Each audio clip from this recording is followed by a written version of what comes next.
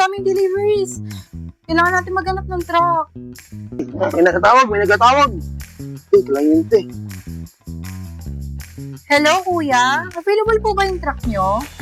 Yes, ma'am. Ay, nako, ma'am. Book na kami. Ha? Book na?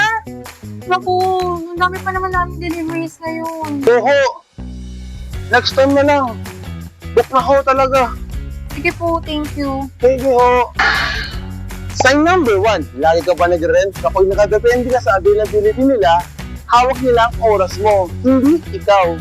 Sa negosyo, time is money. Kapag hindi mo kontrolado ang logistics mo, pati ang kita, maapektuhan. Napagod! Daming karga! Oh, ba't ngayon ka lang? Ay, sorry mo, ma'am. Daming karga, daming... Siraan pa ako, pagod ako. Ay, bagong bili lang to eh. Bagong bilit, ma'am. Nakapagod na, konti. Daming karga, hindi kaya ng truck.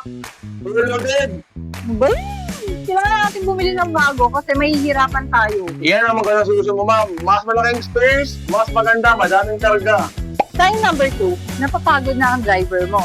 Pag ang truck ay overloaded, mas mabilis masira, mas risky sa daan. Hindi lang produkto ang nakasalalay dyan, pati safety ng tao mo. Bago ko nga yung nag-deliver sa akin.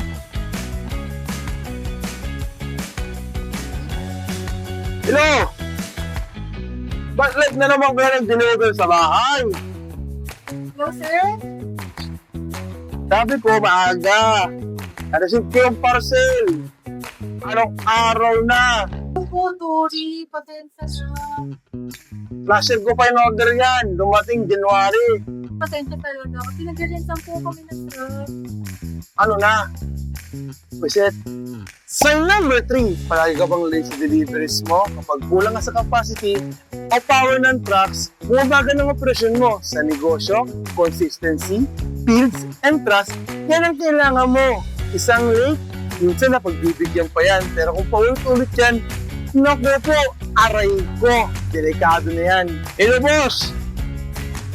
Boss, magandang tanghali. Kumain ka na ba? Mukhang hindi pa ako, hindi ako makain. Alam mo, 4 na paleta to, boss. Ilang balik to, kawawa sa truck. Masisira agad to. Sign number 4, hindi nakasa ang load. Kapag mas maraming trips, mas magastos sa oras at fuel. Imbes na dire-diretso ang delivery, doble-doble ang pagod. Kung nakarelate ka sa mga signs na to, baka hindi problema ang negosyo mo. Kaya visit Factor today to find the perfect truck for your business.